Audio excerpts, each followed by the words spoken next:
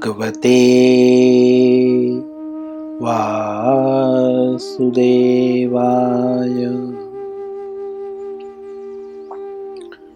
ओम नमो भगवते वासुदेवाय।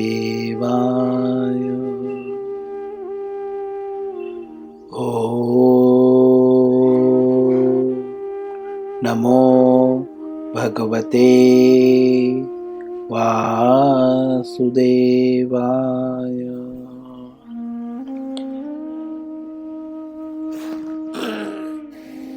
श्री मद्भगवद गीता यथारूप पुस्तक का नाम है। अध्याय 10 पे हैं हम। अध्याय का नाम है श्री भगवान का ऐश्वर्य। श्लोक संख्या 6।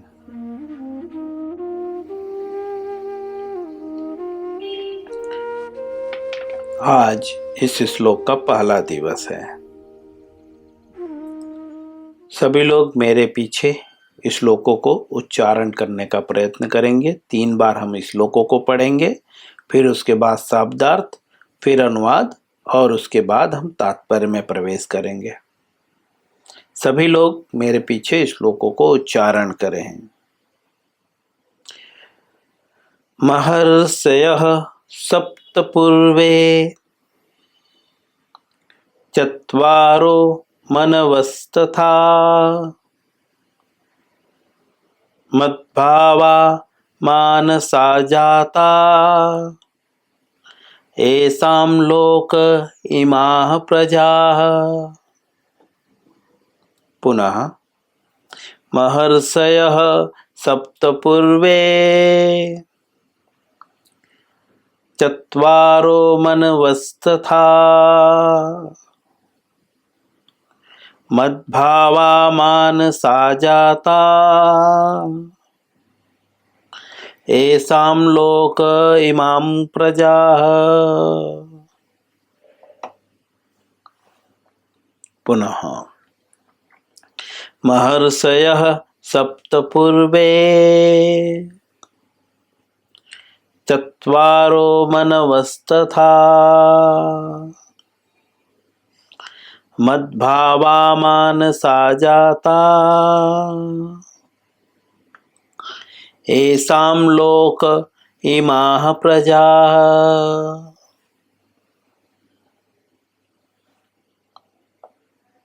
शब्दार्थ, अनुवाद और तात्पर्य श्रील प्रभुपाद जी के द्वारा।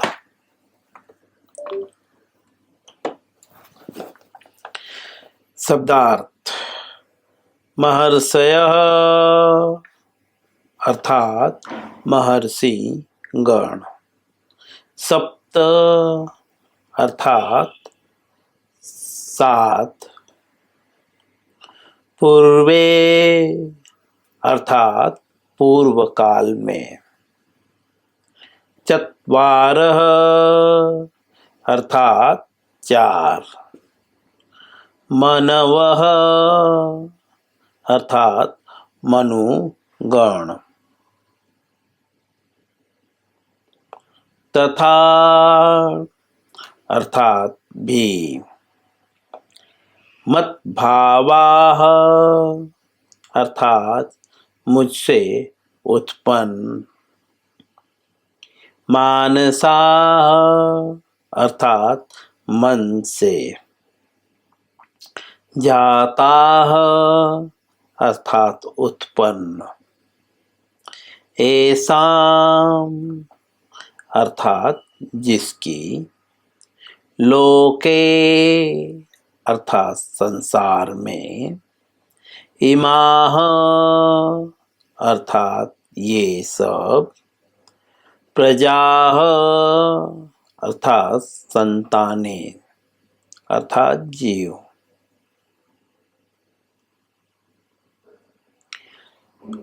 अनुवाद श्रील प्रभुपाद जी के द्वारा।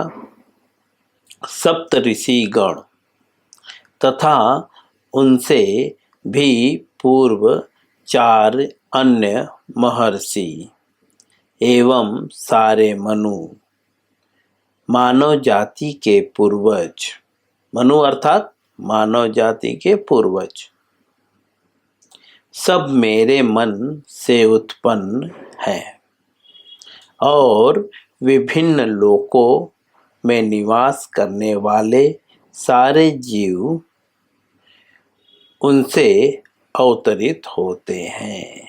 उनसे अर्थात मनु से, जो मनुष्यों के पूर्वज है। जैसा कि हम इस श्लोक में पढ़ रहे हैं, भगवान बोल रहे हैं ये सारे लोग मुझसे उत्पन्न हैं। इससे पूर्व जो है भगवान स्पष्ट रूप से इस अध्याय के शुरुआत में ही उन्होंने बताया है कि हे अर्जुन, क्योंकि तुम मेरे प्रिय मित्र हो, दूसरे शब्दों में सखा हो, अतः तुम्हारे लाभ के लिए मैं ऐसा ज्ञान प्रदान करूंगा जो अभी तक मेरे द्वारा बताए गए सारे ज्ञानों में श्रेष्ठ है। भगवान ने भगवत गीता में 5 मूल विषय वस्तुओं का ज्ञान दिया है। पहला, जीव कौन है। दूसरा, ईश्वर कौन है। तीसरा, प्रकृति क्या है। चौथा, कर्म। और पांचवा, काल क्या है।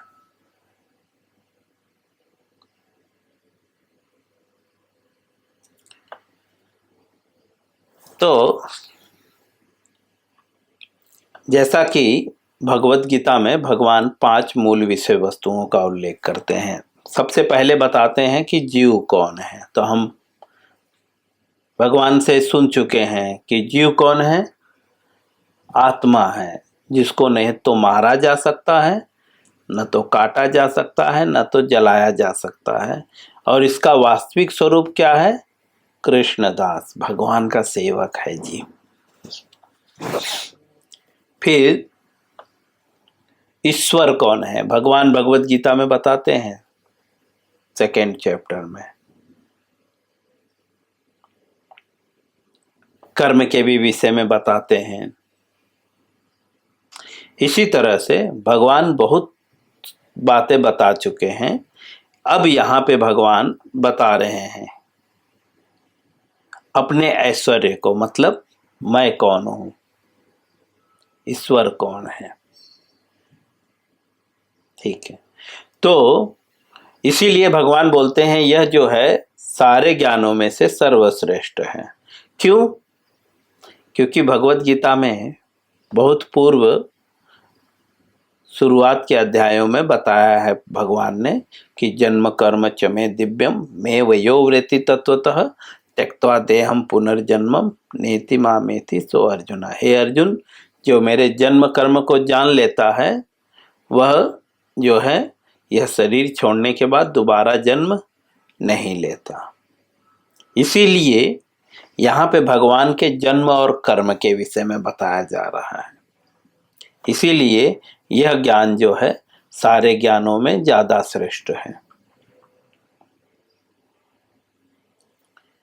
ऐसे ज्ञान से जो है भगवान बोलते हैं तुम्हारे लाभ के लिए ऐसा ज्ञान प्रदान करूंगा, अर्थात इस ज्ञान से तुम्हें लाभ होगा।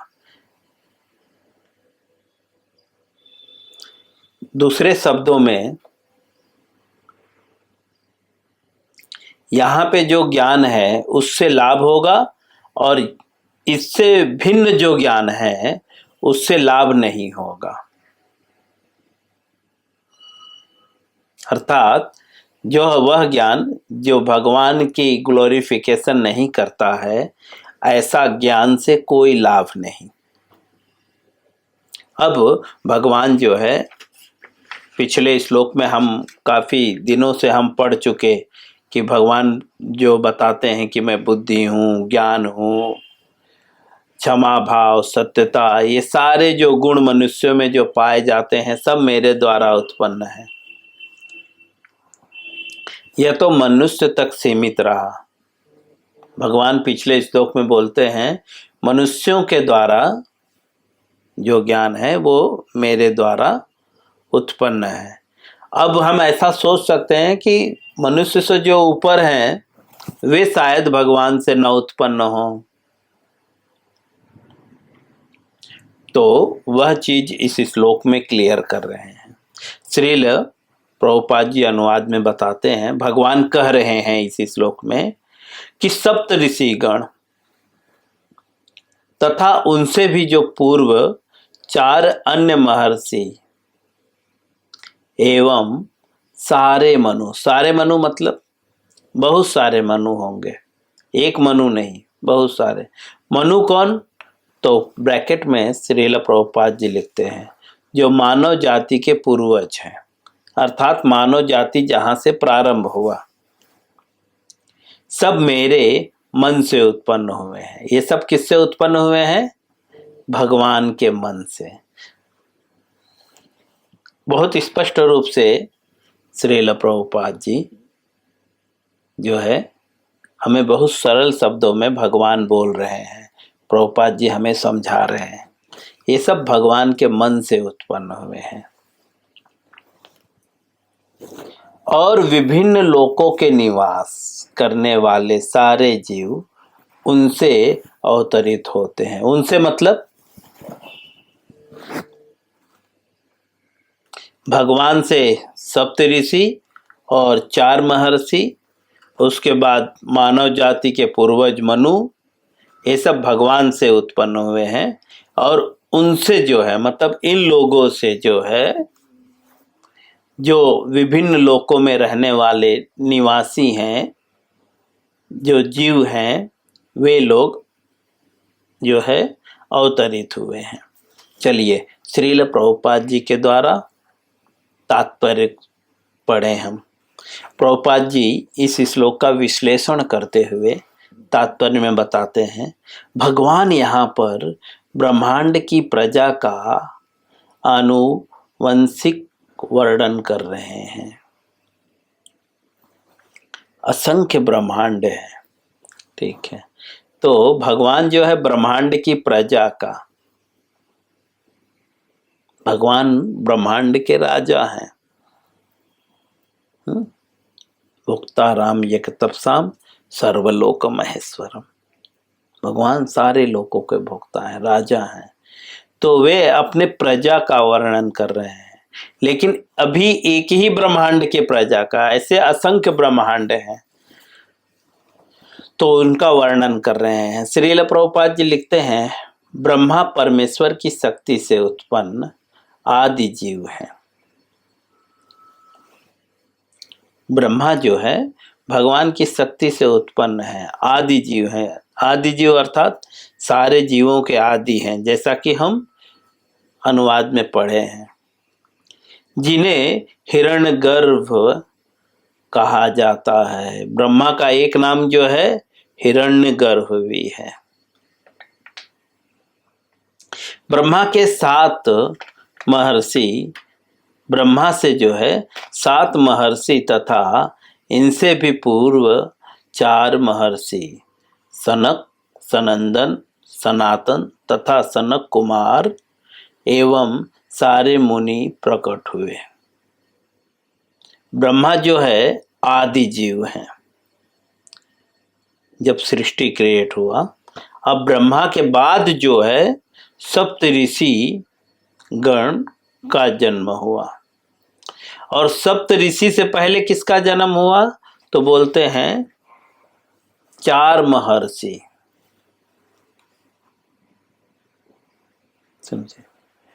आगे जाकर हम क्लियर करेंगे कि महर्षि कौन है, ऋषि कौन है।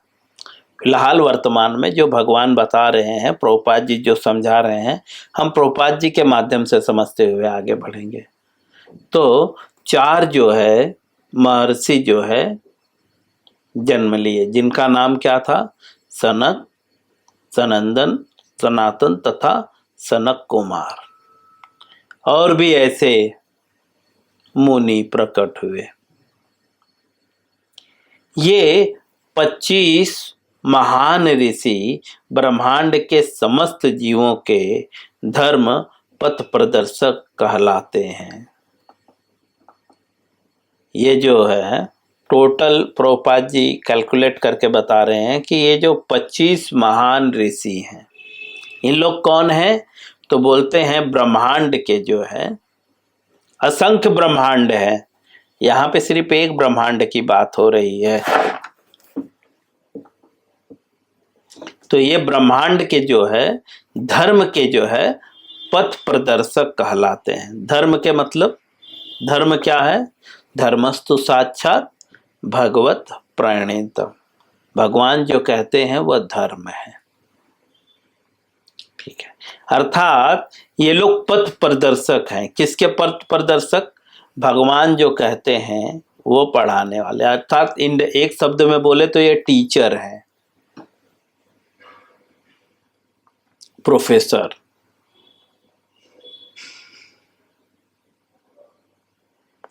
ये सारे लोग जो है मुख्य प्रोफेसर हैं, जो हमें धर्म के पथ में प्रदर्शन अर्थात रास्ता दिखाते हैं।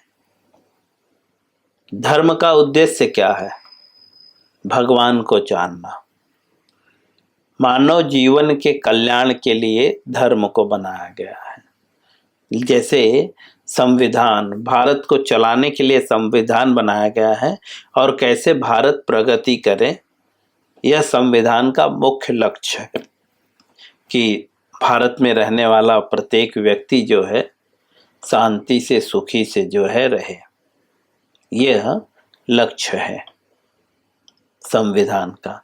ऐसे ही धर्म का लक्ष्य क्या है कि मनुष्य जो है सारे प्रपंचों से मुक्त होकर परम ब्रह्म भगवान श्री कृष्ण को जान ले, अपने अस्तित्व को समझ ले, और उसके बाद वह पुनः त्यक्त्वा देहम, यह शरीर त्यागने के बाद दोबारा जन्म ना ले।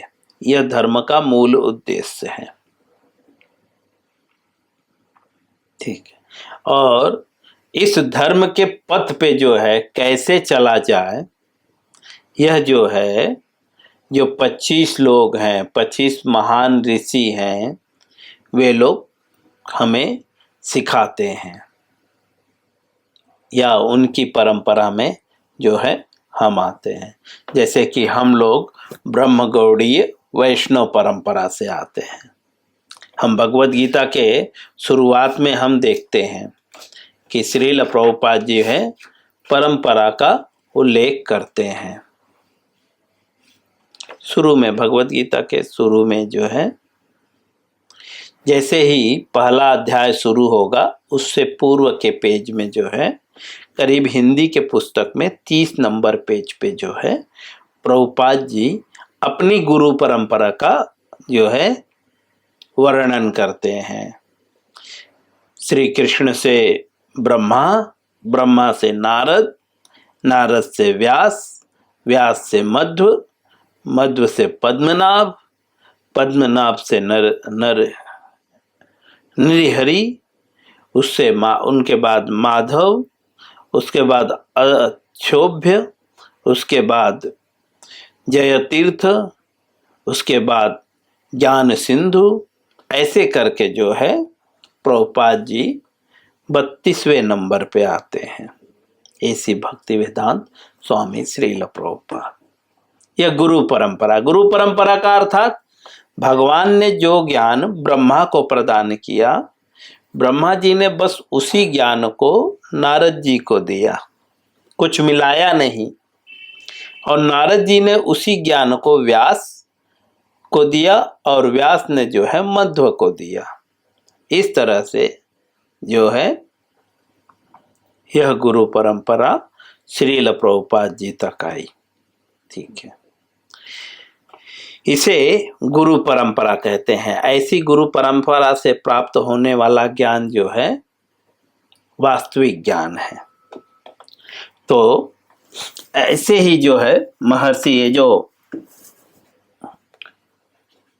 25 लोग हैं, ब्रह्मा भी इसमें हैं, इसीलिए हमारे गुरु परंपरा में ब्रह्मा से नारद हैं, तो नारद भी ऋषियों में आते हैं। टोटल यहाँ पे 25 लोगों का वर्णन है। 25 लोग जो है पथ प्रदर्शक हैं धर्म के, अर्थात वे लोग जो कहते हैं वह धर्म है। एक शब्द में ये लोग धर्म के ज्ञाता हैं।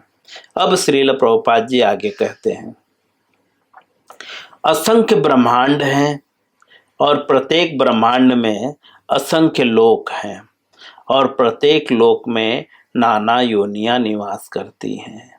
ऐसे असंख्य ब्रह्मांड है, ये तो एक ब्रह्मांड का वर्णन है, ऐसे असंख्य ब्रह्मांड है और असंख्य ब्रह्मांड में जो है असंख्य लोक हैं और असंख्य लोकों में जो है प्रत्येक लोक में जो है नाना प्रकार के योनियां निवास करती हैं। नाना प्रकार मतलब अलग अलग प्रकार की योनियां, जैसे हम मनुष्य योनि में हैं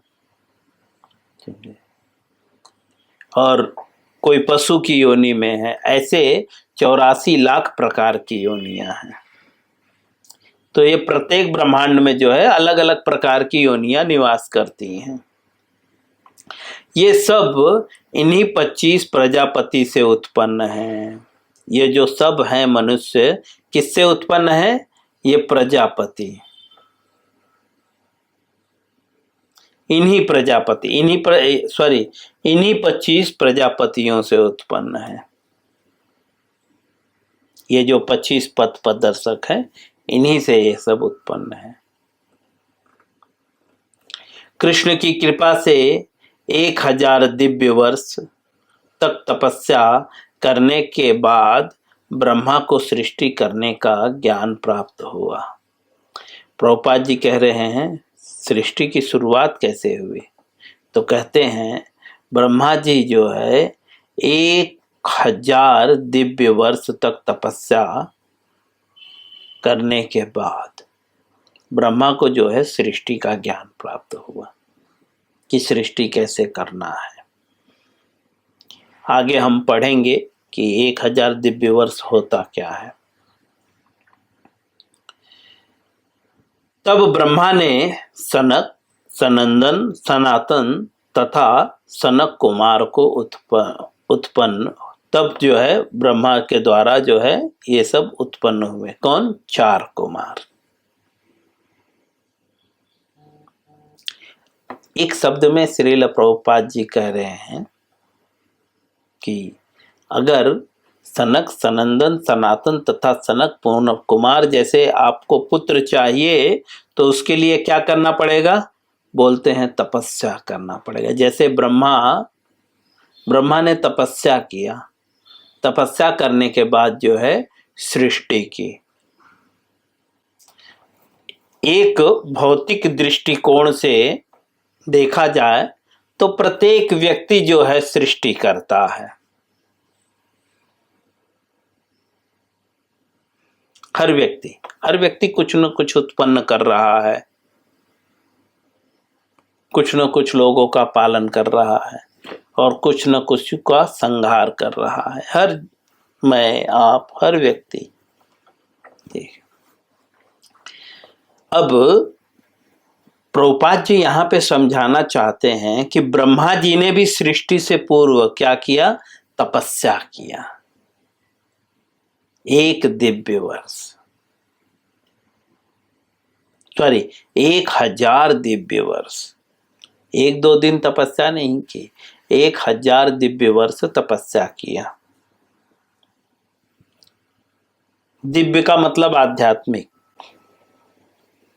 एक शब्द में कहें तो भौतिक वर्ष में नहीं, आध्यात्मिक, जो आगे जाकर हम समझेंगे और अच्छे से।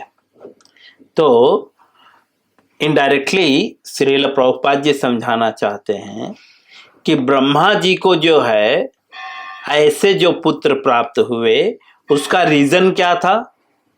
सनक, सनातन, सनक, सनंदन, सनातन तथा सनक कुमार, ऐसे जो है ऋषि पुत्र उनको प्राप्त हुए। उसका कारण क्या था? क्योंकि उन्होंने तपस्या किया था।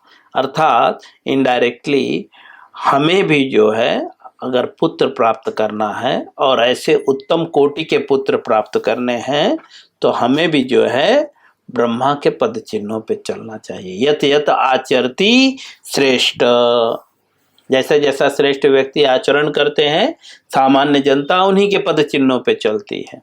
अब हम समझ रहे हैं धीरे धीरे कि हमारे पुत्र ऐसे क्यों हैं, क्योंकि बिना तपस्या के हमने उन्हें प्राप्त कर लिया है। सृष्टि करने से पूर्व यह भी एक प्रकार की सृष्टि है, आपने एक पुत्र की सृष्टि की, रचना, उत्पन्न करना। बट अगर उत्तम कोटि के पुत्र चाहते हैं, उत्तम कोटि के परिवार चाहते हैं तो तपस्या करें। चलिए विषय वस्तु पे आते हैं। तो ब्रह्मा जी जो है 1000 दिव्य वर्ष तक तपस्या किए। तपस्या करने के बाद उन्हें सृष्टि का ज्ञान प्राप्त हुआ। हमें तो पता ही नहीं सृष्टि कैसे होती है, उसकी जो है सही प्रक्रिया नहीं पता है, इसीलिए अवांछित संतानें जन्म लेती हैं। हम लड़की चाहते हैं तो लड़का होता है, लड़का चाहते हैं तो लड़की होती है, और सोचते हैं साधु लड़का मिले तो असाधु लड़का मिल जाता है। सोचते हैं हमारे कुल का उद्धार करेगा तो कुल का नाश करने वाला मिल जाता है, क्योंकि हमें प्रक्रिया पता नहीं है और उस प्रक्रिया को जानने के लिए तपस्या अनिवार्य है।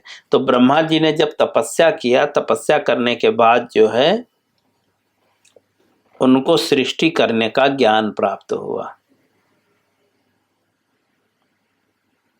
और उसके बाद जो है सनक, सनंदन, सनातन तथा सनक कुमार का जन्म हुआ।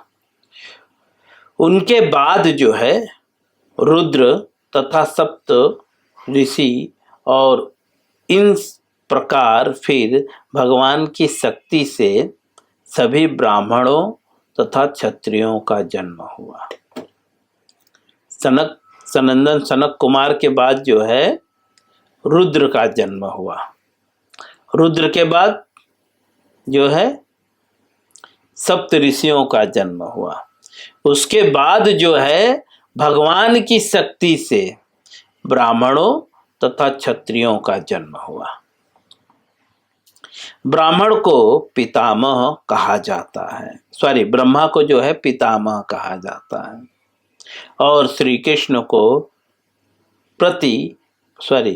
प्रपितामह अर्थात पितामह के पिता, इसका उल्लेख जो है भगवद गीता के जो है 11वें अध्याय में किया गया है। 11वें अध्याय के 39वें श्लोक में। इस प्रकार से श्रील प्रभुपाद जी भगवद गीता के 10वें अध्याय के 6वें श्लोक के अनुवाद और तात्पर्य को पूर्ण करते हैं। हरे कृष्णा।